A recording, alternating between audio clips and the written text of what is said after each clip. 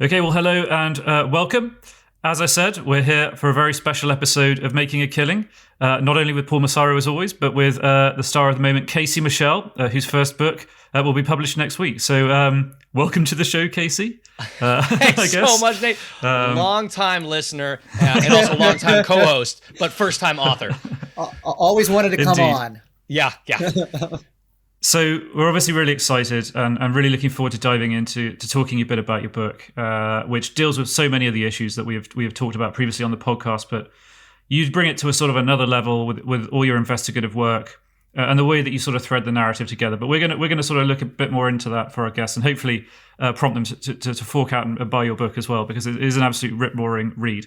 But I guess I wanted to start with a question for you, Casey, which is, the title of the book, American Kleptocracy, is actually quite provocative. You know, I didn't have to pay a bribe last time I went to see a doctor.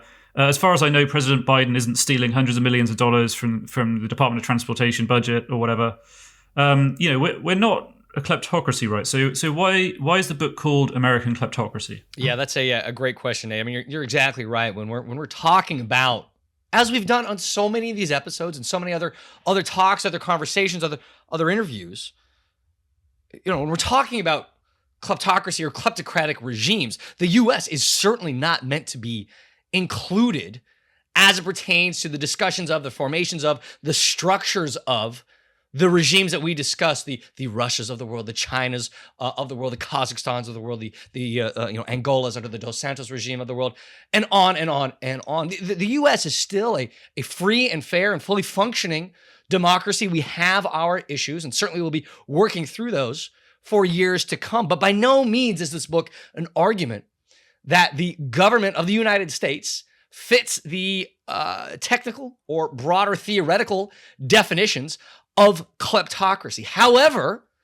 and as I argue in the book, when we talk about kleptocracy, when we're talking about this modern phenomenon, what these regimes are taking advantage of, what these oligarchic figures and these kleptocrats are taking advantage of, what we're talking about is a transnational financial architecture that allows for the international and multi-jurisdictional flow of dirty, illicit, ill-gotten gains and wealth from source countries into separate new other jurisdictions, these so-called destination countries or destination jurisdictions, where the money is there washed clean, where the money is there housed, where the money is there hidden, and done so by so many of those that we describe as the enablers or the enabling class. And again, we've talked about that on podcasts previously. So Nate, this is a long roundabout way of saying when I'm talking about kleptocracy in this book and framing it as American kleptocracy, my argument, and I'd like to think some of the data that I use in the book backs it up,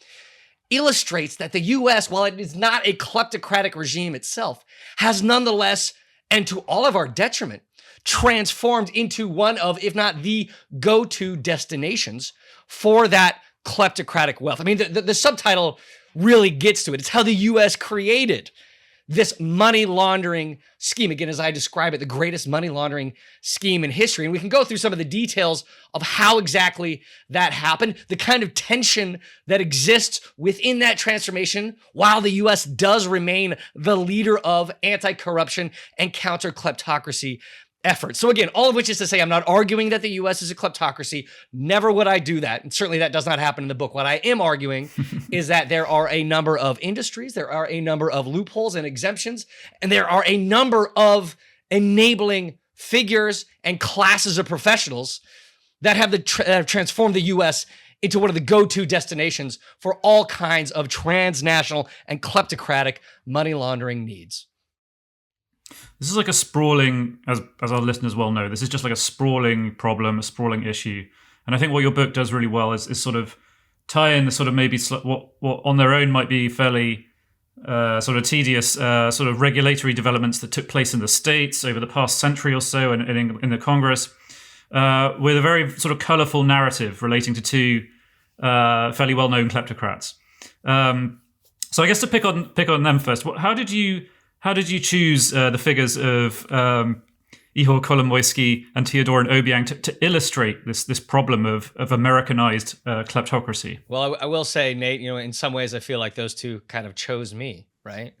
as I've been working on these topics for so long now, right? For so many years. I could have chosen any number of Russian oligarchic figures, Chinese oligarchic figures, again, Kazakhstani oligarchic figures, et cetera, et cetera. But these two were the ones that I kept coming back to time and again. And without giving away too much of the book, again, we've talked about Obiang in previous episodes. He is currently the vice president of the small African country of Equatorial Guinea. His father is the longest standing dictator in the world. And when we think about kleptocracy, Obiang is really kind of the figure that comes to mind. He is the one that embodies so much of the kind of jet set mogul lifestyle. I mean, this is a guy who really wants to be the Jay-Z of Africa. He wants the records, he wants the yachts, he wants the women, he wants the mansions, all of those kind of trappings of modern elite wealth. Obviously, he is gaining that wealth from access to his father's regime and then a role within his father's regime. But I mean, he's really almost a caricature of a kleptocrat.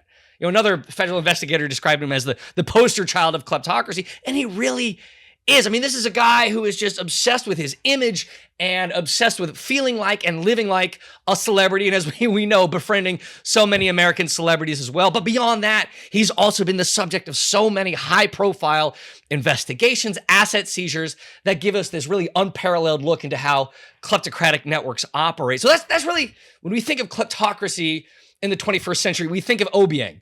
And again, he did so much of it in the US. But then there's this other story of a Ukrainian oligarch named Igor Kolomoisky, who I'm sure many listeners have never heard of. Even those who follow the post-Soviet space are only kind of generally familiar with him. He's not related to the president. He has never been, especially at least before this current president in Ukraine, especially close to the regime or in the pocket of the regime. But he nonetheless was one of those figures that, as we saw across the whole post-communist space, rose among this broader oligarchic class, using his connections, using his connivance to seize assets, seize natural resource bases, seize entire effective industries, whether it was in steel or banking, and build up this incredible war chest on his own, and then use that for all different kinds of, as we now know, nefarious ends. There's so many more details about what he was doing with his own private militias, what he was doing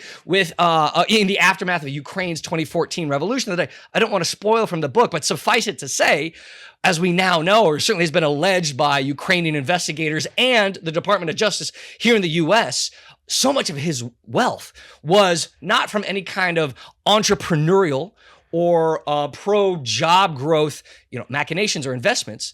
What has been alleged is that he was overseeing the biggest Ponzi scheme in Ukrainian history. Billions and billions of dollars looted, stolen from unsuspecting Ukrainian depositors. And as with so many other kleptocratic figures, moving that money and hiding that money and laundering that money in the United States of America. Now, the reason that I chose him, because we already have a similar dynamic with Obiang. The reason that I chose Kolomoisky is because he's not going to Malibu, California. He's not going to Miami or to New York. Again, these places we traditionally associate with this kind of upper crust kleptocratic wealth. He went to Cleveland, Ohio. He went to these small towns, these steel towns and factory towns in Illinois, in West Virginia, in Kentucky. And he put his money where nobody else was looking. He put his money in these increasingly destitute areas of the American Midwest, the American Rust Belt, that were really starving for cash.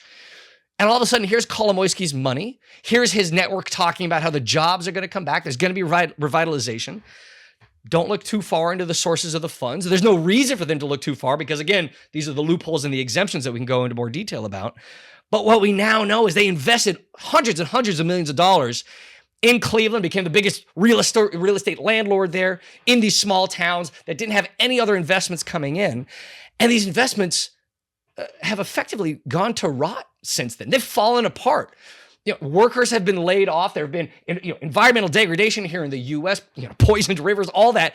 And these factories have now begun to fall apart, as well as some of these investments in Cleveland as well. So anyways, that's the reason that I chose these two stories in particular. They're kind of bookends for how modern kleptocracy works. On the one hand, you have the flash and the kind of pizzazz and again the jet set lifestyle of Obiang, but then you have the flip side that you still have the same dynamic, the same financial flows, but it's not going to these major urban areas. It's going to these overlooked areas that so few of us have paid any attention to, let alone the effect that kleptocracy has on these manufacturing bases, on these, as we described them, blue collar parts of America, that have accelerated what are already these environmental or economically declining regions. And we're only just beginning to learn about exactly what the damage is on the ground to those populations, and then where things go from here.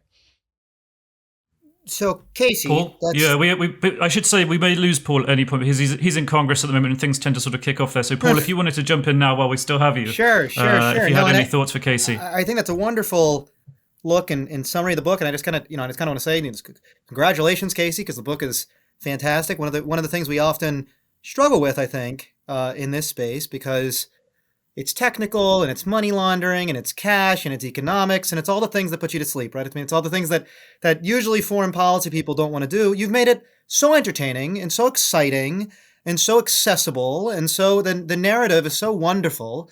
And I mean, you fly through this thing, right? I mean, that's what I think is actually. I mean, in some sense, for an old kleptocracy hand like me, maybe we'll call ourselves that one day. None of this comes as new information, but what is new is your presentation, which is just so, it's so important to put it like that, because there is a feeling of powerlessness and hopelessness and paranoia that permeates not just the United States but a lot of democratic societies today.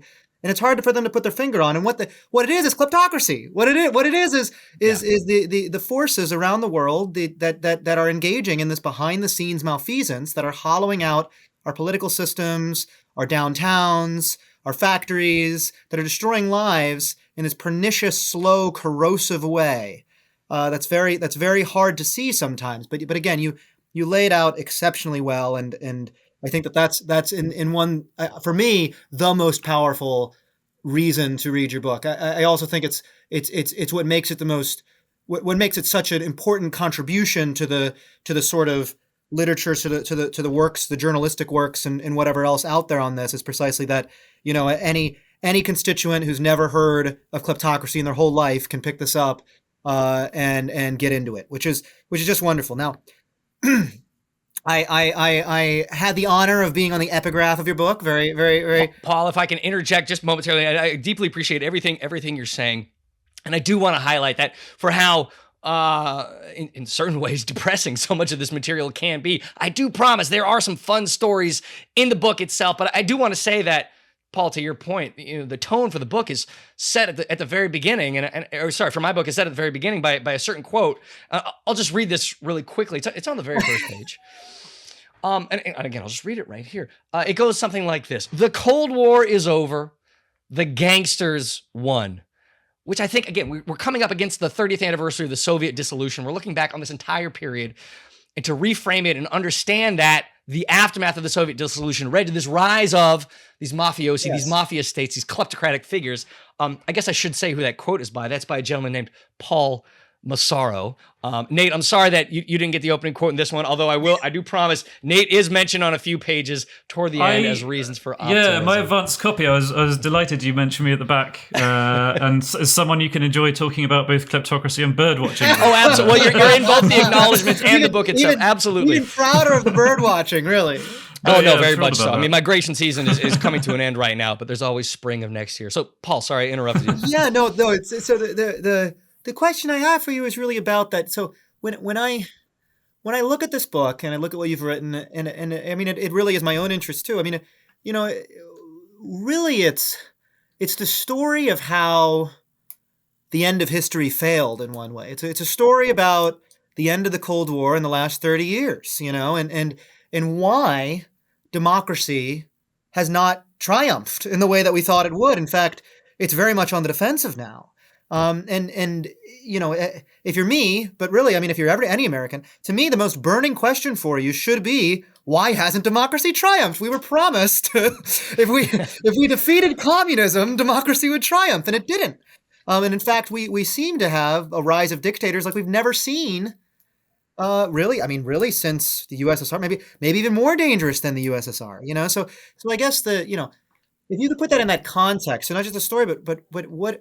How does the book talk about how that happened and the failure of of the end of history. And again, I want to get back to, I guess maybe this will answer your question in a roundabout way, Paul, but I want to get back to what I mentioned earlier. One of the core tensions in the book itself and in this broader fight against kleptocracy as we know it, certainly here in the U.S., it's this tension between the United States government, Congress, the White House in Washington, acting as one of, if not the global leaders in the fight against corruption, in the fight against kleptocracy. Again, the U.S. has been at the fore of so many of the key anti-corruption, counter-kleptocracy developments, even going back to before the end of the Cold War, even going back to the 1970s when you had the passage of the Foreign Corrupt Practices Act, the very first piece of legislation banning bribery of foreign officials. You know, the U.S. was the first jurisdiction to identify money laundering as an individual crime. It was we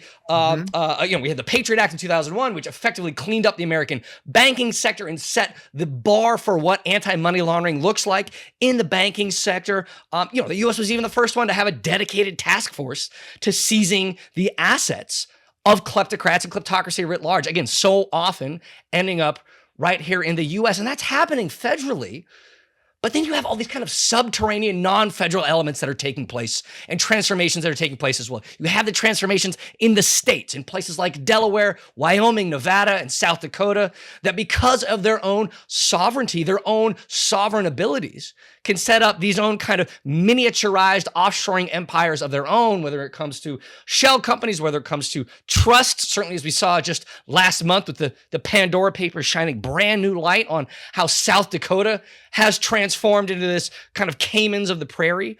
You have the industries themselves, private industry, again, non-state operations in things like real estate, in things like private equity, in things like the art or auction market that, again, have no anti-money laundering regulations or severely limited in what they have to do, and that can nonetheless welcome in as much illicit and kleptocratic wealth as they want. And then again, you have these non-state, non-governmental, private sector actors, private sector figures, the enablers, this enabling class of lawyers, of real estate agents, of accountants, of art and auction house managers that are the ones that are helping these dirty money streams navigate around the federal anti-money laundering provision. So again, when we're talking about whether it's the end of history, when we're talking about, how the U.S.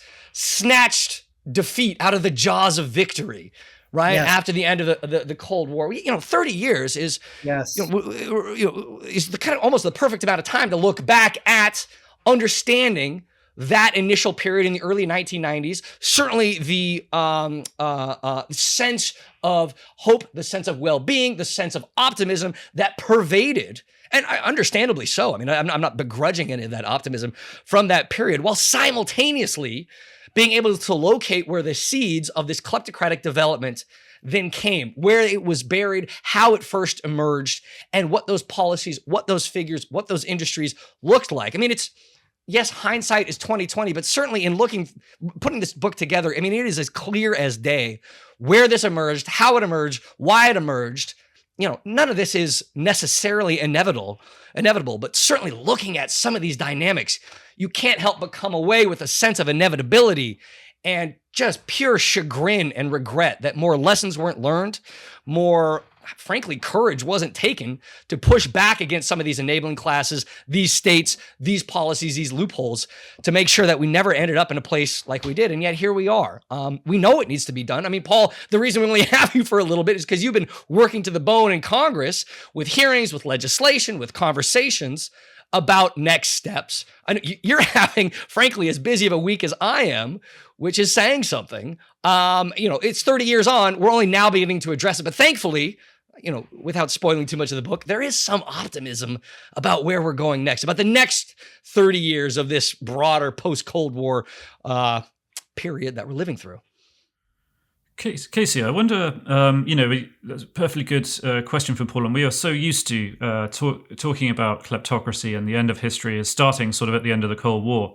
One of the interesting things, as I remember it from your book, is the extent to which all these kind of, when we talk about the sort of shadowy sort of legal infrastructure that underpins global kleptocracy, so much of it was invented here in the US for the purposes of corporations trying to minimize their tax burden, maybe wealthy people trying to minimize their tax burden. But the story starts so much earlier than the end of the Cold War, without sort of giving. I know you want to sort of preserve a lot of the more fun and interesting, detailed stuff for your book, but could you give us an idea? For example, I had no idea New Jersey had a role to play in this, which I was delighted to find because my wife's from New Jersey. So when I read your book, I called her over and I said, "Hey, look, this kleptocracy stuff you have to listen to all day. It's actually your fault." I will say to that point, Nate, listeners may be unaware, New Jersey does have some of the best birding in the entire country. Cape May, New Jersy. So sometime we'll got a lot of Italians too. Well, it's got a lot of wonderful things. Some of my best friends are from New Jersey, so always a fan.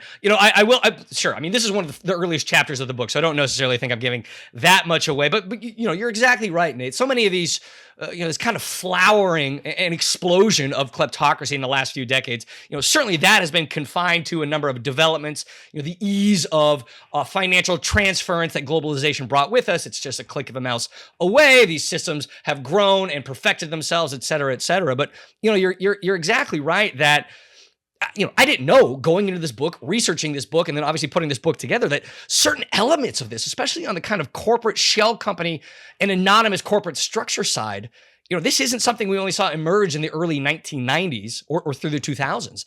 You can go back over a century to begin examining where and seeing where the contours of, in this case, anonymous shell companies, which in so many ways remain the key building block of kleptocracy, of transnational money laundering, and certainly of states like Delaware, where it came into play. There's far more details in the book, but I think listeners might be interested. You're exactly right. New Jersey was actually the kind of king of pro-corporate formation, or if you want to look at it another way, deregulatory formation in the late 19th century. That was for a few reasons. Again, it's a relatively smaller state. It's kind of squashed between the Pennsylvanias and the New Yorks of the world, certainly the political center in Washington, D.C. It didn't have the natural resource base. It didn't have the kind of broader economic underpinnings that some of these other larger states around it did.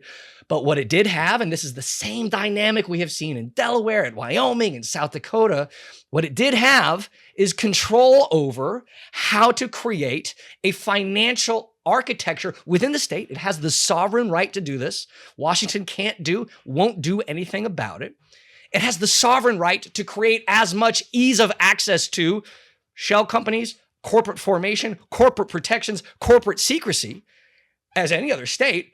But it had that much more incentive because it didn't have any other real revenue generating mechanisms elsewhere. But the reason that we're not talking about New Jersey as the king of anonymous shell companies is because there was a certain figure named Woodrow Wilson. I think listeners may be more familiar with him as the American president during the First World War. Before that, his claim to fame was being the New Jersey governor.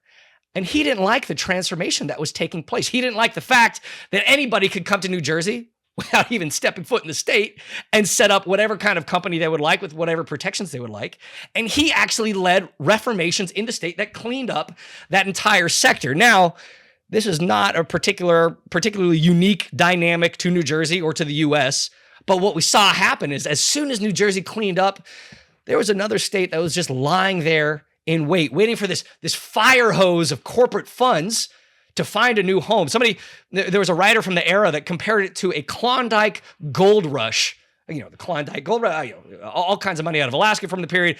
It was a very topical comparison. A Klondike gold rush of corporate monies. Where was it going to be redirected to? Where was it going to find a new home?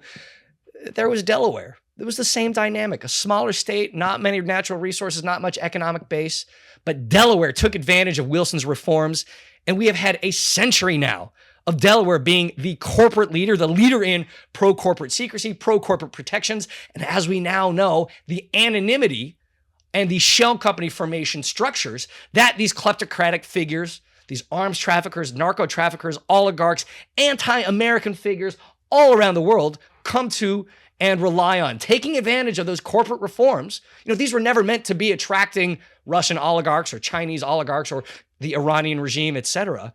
But these are the structures that they took advantage of. And there's a reason now that Delaware has never given up the crown. It took advantage of Wilson's reforms and it has sprinted with it and has continued sprinting for an entire century. Well, it's funny because it's very similar to the way that kleptocrats and dictators exacerbate other problems they didn't create them, but they exacerbate the cleavage, and they get it to a point where it's out of control and it's in fact undermining democracy, right? I mean, that's the whole thing. That's a lot of the discussion in disinformation. That's a lot of the discussion in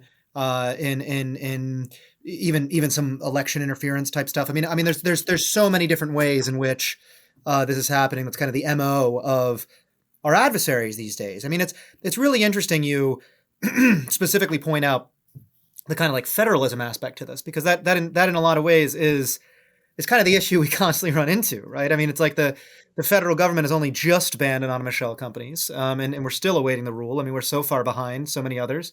We've only just introduced the bill that will, that the Enablers Act that we've spoken about, and will provide for Treasury authority to, make basic due diligence rules for these individuals who, I mean, at the state level, generally claim at least some level of regulation, even though it ends up being normally nothing, or full of holes, or full of whatever, because the states are trying to get business. So I guess if I could put this in like two sort of questions. I mean, is there an easy? There's no easy solution, but is there a solution to the subnational issue? Because I mean, it is really extraordinary to watch,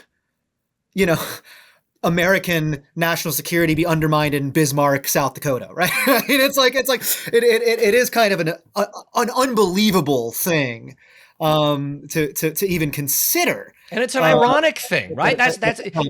We are sowing the seeds of our own demise, so to speak. Yes, and in a place that would constitutionally have no authority over national security, right? I mean, that's the compact between the states. I mean, we talk about federalism and states' rights, and that's important, and states should be able to make decisions. But the whole point why we banded together was for our collective security. I mean, that is the sole prerogative of the national government, the federal government, is so we could defeat the Brits, right, Nate? I mean, that's what it's all about. I mean, at the end of the day, that is federalism. So it is extraordinary to me to watch the states undermine the national security of the whole. It is supposed to be out of many one, right? But it looks like one is undermining many.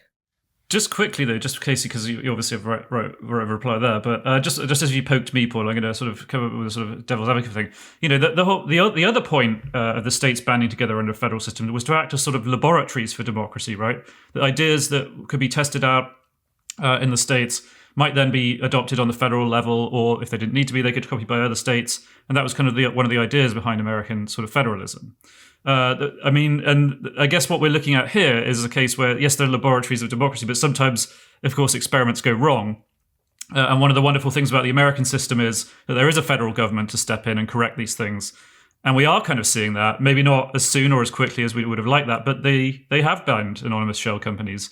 You do now have a law, or a bill at least, out there talking about expanding the scope of the anti-money laundering system.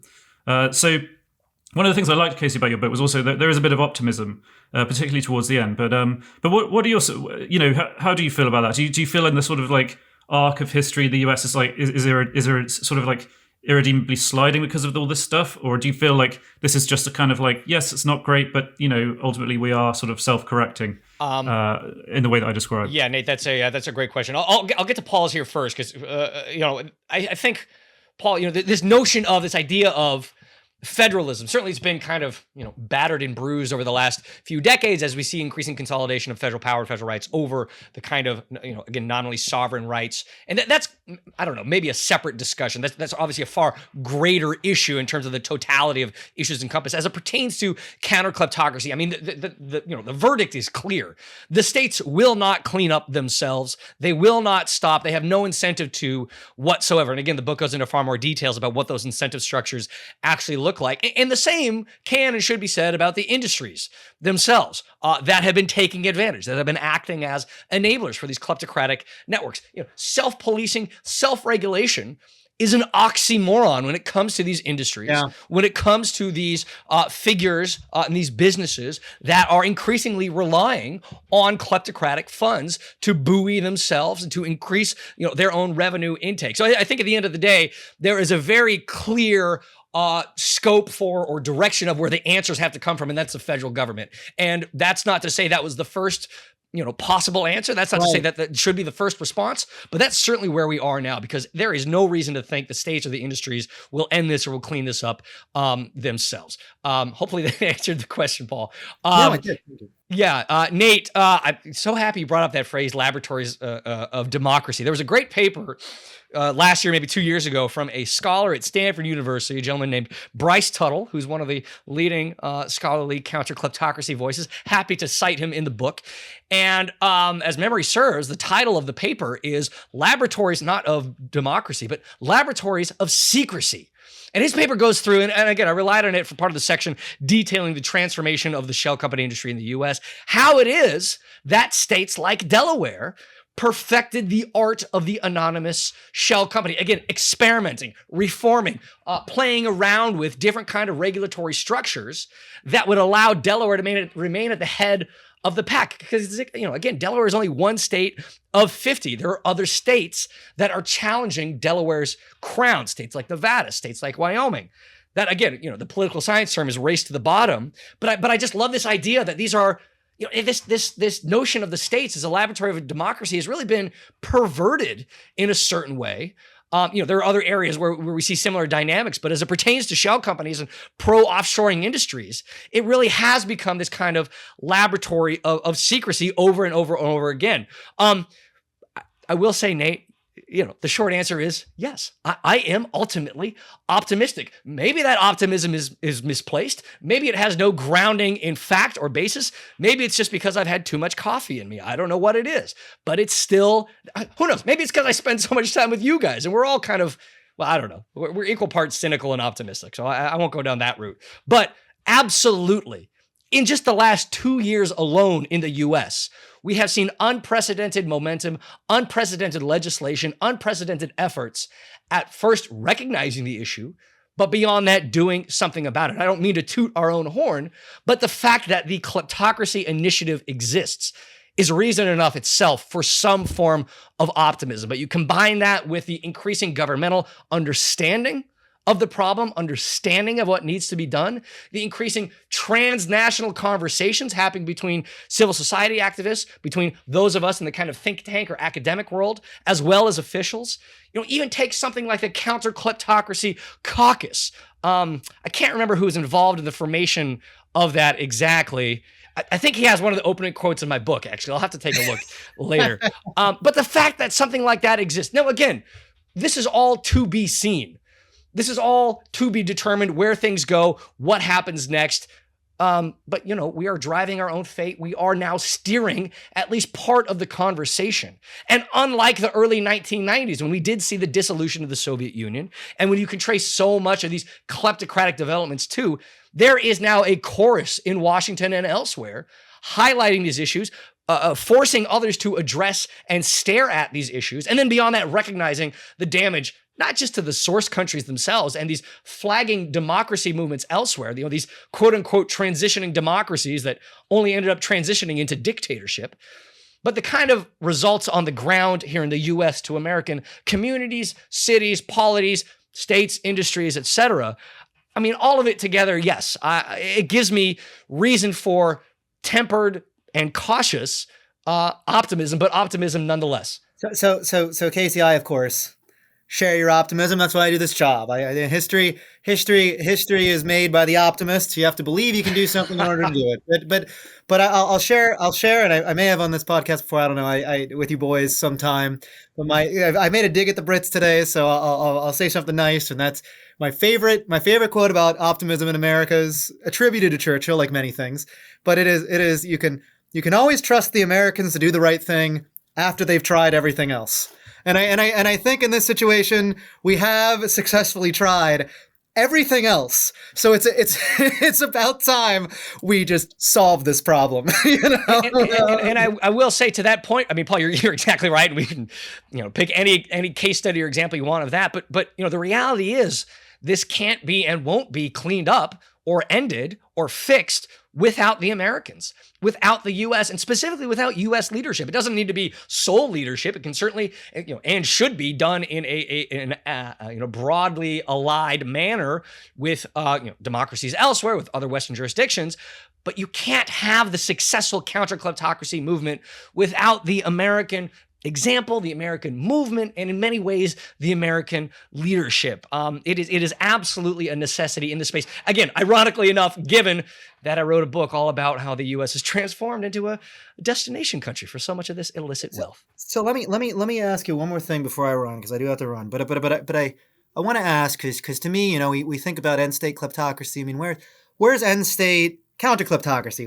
When do we win? And then I guess that's, to me, there's the legal side of this, which we're working on, but then there's also the normative side of this. I mean, it's kind of like you mentioned Woodrow Wilson, just of his own volition, right, saying no to dirty money. Like, I mean, this happens, and it must happen. I mean, is that the end state? Is it where no American in their right mind would ever even think of working for a dictator? I mean, where are we headed? I guess when do we know that we're done, Casey? When do we know that I can retire and light up a cigar and have some scotch? When can we record our last podcast? Right. Yeah. The final making a killing. The killing has been made, and now we're done. Yeah, right. The killing's made. It's over. Paul, I don't know that I spent a lot of time thinking about what the end state or end stages look like. In many ways, I would imagine it resembles the kind of formulations that we saw in the early 1990s imaginations of an end of history, right? The spread, obviously, on the one hand, of democratic liberalism, but also under the rubric of competitive capitalism and this kind of broader allowance of entrepreneurialism, and that leads to obviously rising tides of domestic wealth, of stability, et cetera, et cetera. I mean, it is of a piece with the spread and the entrenchment of democracy on this planet. And I will say, to that end, democracy has been battered and bruised, certainly in this case, for years and years on end, but certainly in previous eras for years and decades on end. And at the end of the day, certainly through horrific cataclysms on the one hand, or just the slow grinding of eventual pro-democracy movements, we do see the seeds of eventual success. We do see, however dark and certainly pessimistic things may seem right now, we do see elements of optimism, elements of reason for expansion, elements of reason for belief that we can actually tackle this. I don't know, Paul, that you and I are ever going to kick back and light up a cigar. That might be something for our children or grandchildren to do at some point. But I do have faith that we'll get there. I do believe that we will ride out and eventually succeed over these forces of kleptocracy, of autocracy, of dictatorship, and of broader anti-Western, anti-democratic forces. I do have faith that will be done because it has been done in the past. It has been done by previous generations. We just so happen to be the generation that has this issue in front of us, and we know it needs to be done. And it's just a matter of actually implementing those policies, those normative behaviors, and making sure those are entrenched and can't be eroded for future generations. Yeah, I was speaking of sorry, go ahead. No, I was in a meeting today where it was asked, can we do this? Is it inevitable? Is it over? And I was thinking, if a Kansas, it's what you're saying, if a Kansas farm boy that's never fought or fired a gun before can pick up a gun, fly over to Europe, and stop a genocidal empire, then we can stop the kleptocrats. We can do it. Yeah. No, I mean, again, well, that's quite a. Go ahead, Nate. Quite a note to end on, because we are sort of coming up to. I just looked down and saw the time. We could easily spend at least 3 or 4 times, the amount of time we've had today talking to you about your book, Casey. It is to my mind that the best one that's come out so far on our issue, on these aspects of our issue that we talk about so much on the podcast. And a heartfelt congratulations to you on a massive achievement. Everyone listening, American Kleptocracy is out on November 23rd. You can pre-order it now. Make sure you do. Paul and I both read it, as have many experts. It's been positively reviewed by basically everywhere it's gone. The Economist I was reading yesterday. So congratulations on those as well, Casey. But it's a riveting read, but it's also just incredibly informative about the background and how, as we said, how all these financial secrecy mechanisms came to be. So go ahead, order it, and well, I guess we'll see you next week. Casey, you look like you have a final word there. Well, I was going to say, I do you just got one of want to your quotes. highlight that while Paul does get one of the first words of the book, Nate, you do get one of the final words of the book. I guess I don't want to spoil it for readers, but just keep an eye open in the final chapter for our dedicated host and the kind of effect he has had and the role he has played, hopefully for posterity's sake, in this book for future generations. Well, that really does have to be the final word, I'm afraid. So thanks for joining us today, Casey. Happy to be here. See you around.